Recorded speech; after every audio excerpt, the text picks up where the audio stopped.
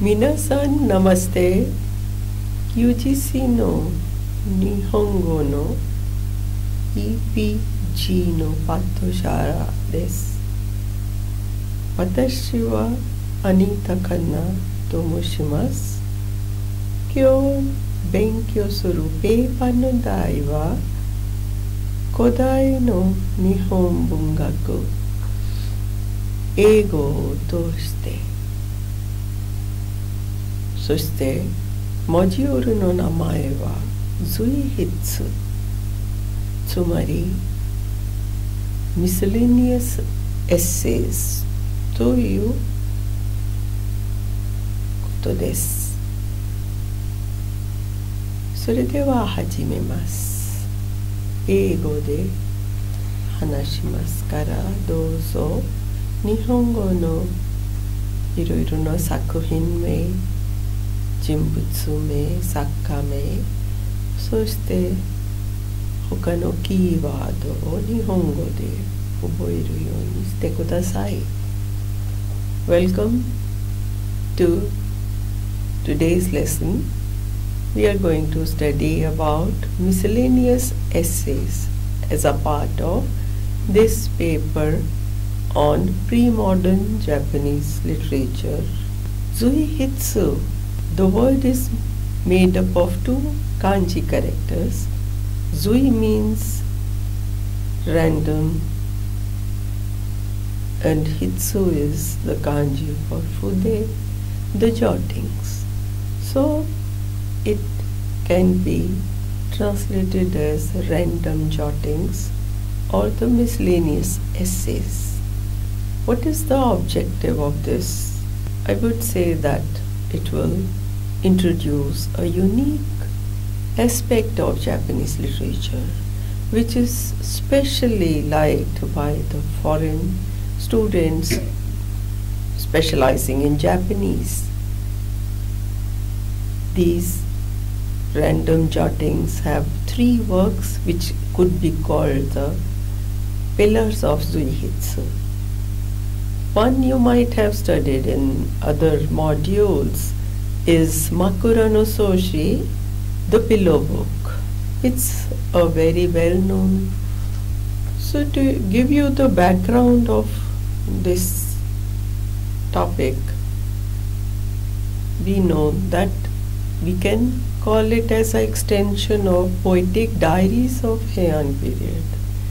In fact, the work Makura no Soshi has some biographical parts, which is like the diaries of Heian ladies or the Jyoryu Nikki. And the other two works or the other two pillars have the other two works named Tsurezure Gusa, the random jottings in my free time, and Hojoki are the masterpieces of Japanese literature.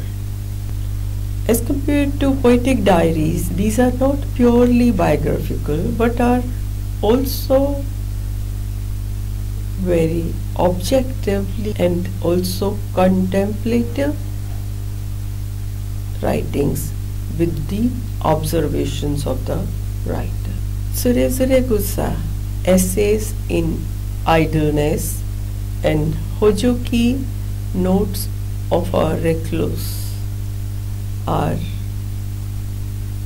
the other two masterpieces, are the three masterpieces of Zuihitsu. Although the tone of the other two differs from Makura no Soshi, because Makura no Soshi, the pillow book, is an expression of Mono no Aware, the beauty of Japanese aesthetics, the pensiveness of the things and perception of or the taste of aesthetic beauty as a continuation of Heian works.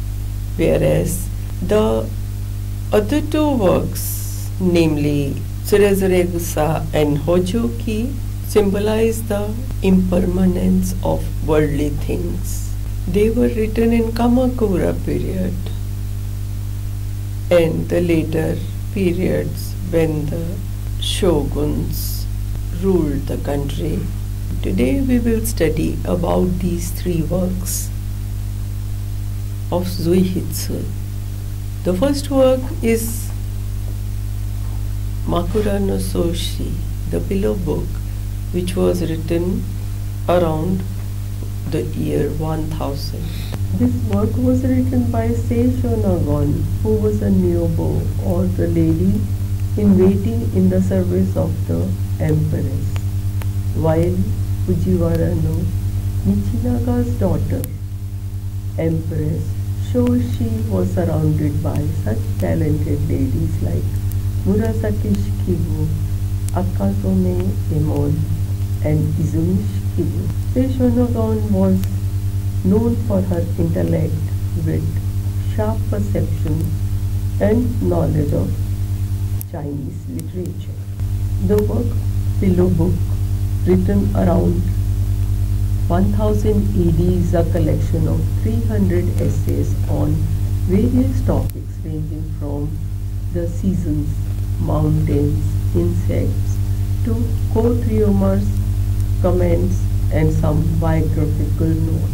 It is the foremost work of Zuihitsu Bungaku, which is also translated as the fugitive essays, a style of writing that developed in the subsequent years. These essays are of various length, ranging from a few sentences, and the topic ranging from a few sentences to a few paragraphs to a few pages. The themes are seasons and so this. The subject matter is also equally varied, ranging from objects to the places. Each chapter begins with the phrase, the mountains are, the insects are, the costumes are, and so on. Of course, there are biographical anecdotes as well as essays on her aesthetic sense. Makura no Soshi actually denotes the tradition of those times which was prevalent among the elite to maintain a written record of their day-to-day life. In that sense, we can say it resembles the diary literature or Joryu Bungaku. It's a well-known fact that the elites of the time kept a diary or informal book of notes next to their pillows. Those days there were wooden pillows or in the drawers, and jot down any random thoughts that occurred to them. The name Pillow Book is derived from this tradition, or there is a personal incident also which the author relates in the postscript to the prologue of the work, which has the date marked as year 994. She writes, one day Korichika, the minister of the center, brought the empress a bundle of papers. What shall I do with it? Asked Her Majesty. Let me make a pillow with these. I myself suggest. Very well, said Her Majesty. In that case, you may have them. So this incident has been accounted further by the author as follows. Now I had a huge collection of papers at my disposal, and I set about filling these with queer facts, stories from the past, and all other things, including the most trivial matters. On the whole, I focused on things and people that I found charming and splendid. My house, Cancer. My notes are also full of poems and observations on nature as well as trees, plants, birds and insects. This explains amply the title Makura no Soshi or the Pillow Book. Let's have a look at the scope of work quickly. It is a collection of 320 essays put together without any formal arrangement. It seems initially the book was begun casually as a private notebook or diary and later developed into a more elaborate literary work, while some of the sections seems to have been rearranged hastily. The contents could be broadly divided into 4 types: essays on nature and other subjects. 2. Classifying things with essays expressing emotions and comments. Number 3. Stray jottings or random jottings for the autobiographical accounts. Having understood the context of this work, the Pillow Book, we move on to the next masterpiece of miscellaneous essays or Zuihitsu. So the next masterpiece is Hojoki, which was written in 1212. Notes of a Recluse is the title in English, and it is derived from the hut of the writer Kamuno Chome. This work, Hojoki, is a short work with autobiographical notes on his life while he stayed in his hut. It gives the reason for his retirement from the court life and the turbulent periods in which they lived in. Chome, it seems, retired and took a Buddhist vow, and his religious name was Remme. He related the pictures of chaotic times. As I said, it was his reason for retiring and moving to this hut away from the capital. Although he made occasional visits to the capital and was not completely cut off from the power circles, he wrote about his life and feelings while he stayed on in the hut. It is a Hojo is only 10 feet square hut or the space on Mount Hino. So this is a kind of, while describing his life in the small hut, he also describes the life of himself and the social chaos, especially the political chaos that prevailed in those times, and uncertainty, political uncertainty, and what he thought about his life or his philosophy of life as a recluse. And his work represents the masterpiece of Inja Bungaku, the work of a recluse. And the key point or the key theme he has is the Mujokan, which continued to be the vital keyword for the years to come. Mujokan can be best expressed as the impermanence of life. So, in his Random Thoughts, he also describes the capital and the situation whereby various natural calamities ravage the nation, especially fire, violent storms, famine and earthquakes.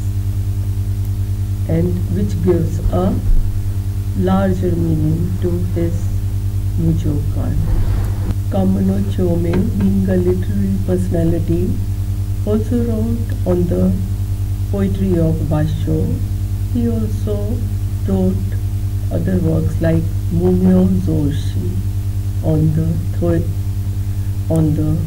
a valuable work on the theory of poetry, and Oshinshu, a collection of Buddhist tales, and also a number of poems, being an authority on Waka poetry and often chaired as a judge for the poetry contest. He is also, along with Sei Shonagon and Yoshida Kenko, is called the master. To work of Zuihitsu, we have his Tsurezurebusa, Essays in Idleness, which was written in 1330.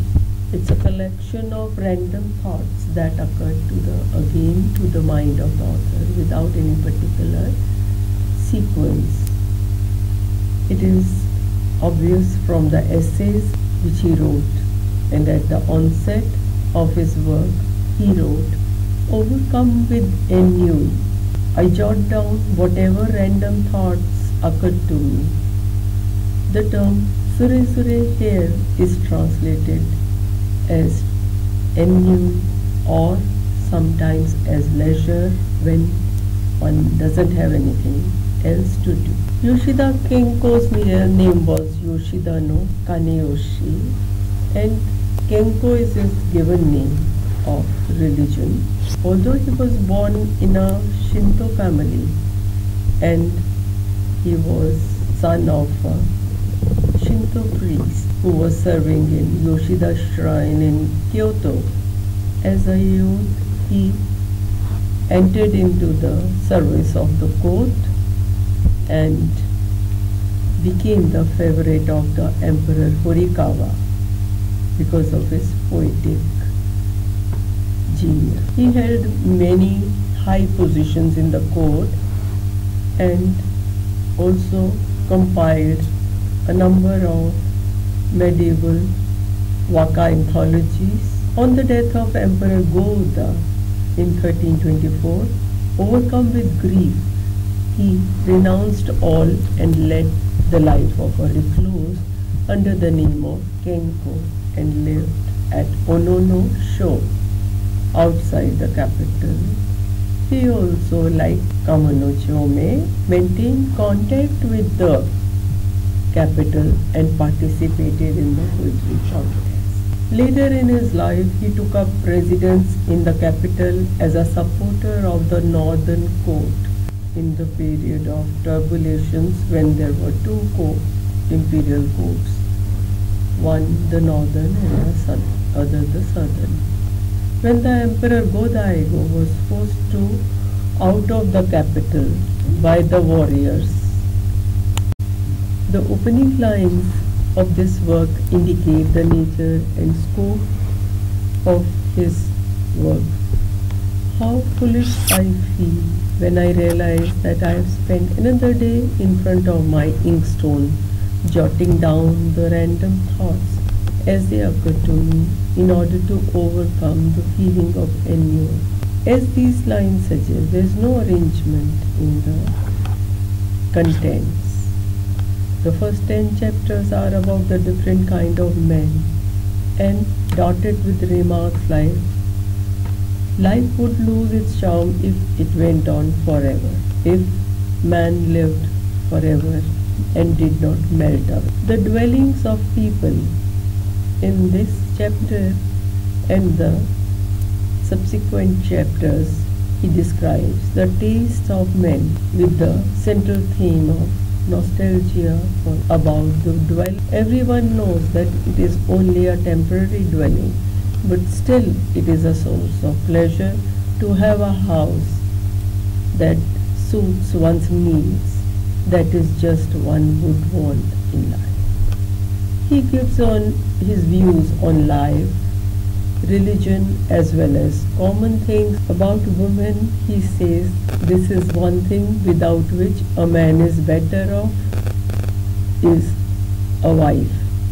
Like that, he also gives his thoughts on Shintoism, friends, accomplishments, and various other anecdotes.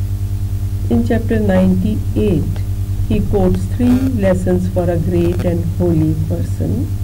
Number 1, one should leave undone anything one hesitates about doing. In order to focus on one's thoughts on the future life, one should possess nothing in this life. And the 3rd lesson is holders of rank must abandon it. The wise must become simple and the rich poor. There are strong shades of Buddhist reflection in his book, and authors believe in Buddhism but is not present in all the chapters, as some of the portions are strongly secular. This interesting topic of Japanese literature with a anecdote in chapter 243, which says, when I turned 8 years old, I asked my father, what is Buddha? My father said, Buddha is what a man becomes ultimately. I inquired, how does a man become Buddha? My father replied, by following the teachings of Buddha. Then tell me, how did Buddha learn? Who taught him? My father laughed and said, I think he fell down from sky or came out of earth. My father told other people, my son cornered me and I didn't know what to answer. Yet he was amused. Although this work lacks consistency, it is of high literary quality and caliber. As we have seen, there is an obvious difference in the contents of the pillow book of Makurana Soshi on one hand and Hojoki and Tsurezure Gusa on the other. This represents the difference in the age, which in case of the former was the one of a fashionable court culture, although on decline, and in case of the latter was the age when the past was glorious and the prospects of the present seemed grim. In spite of this, all 3 are regarded as the masterpieces of Zuihitsu.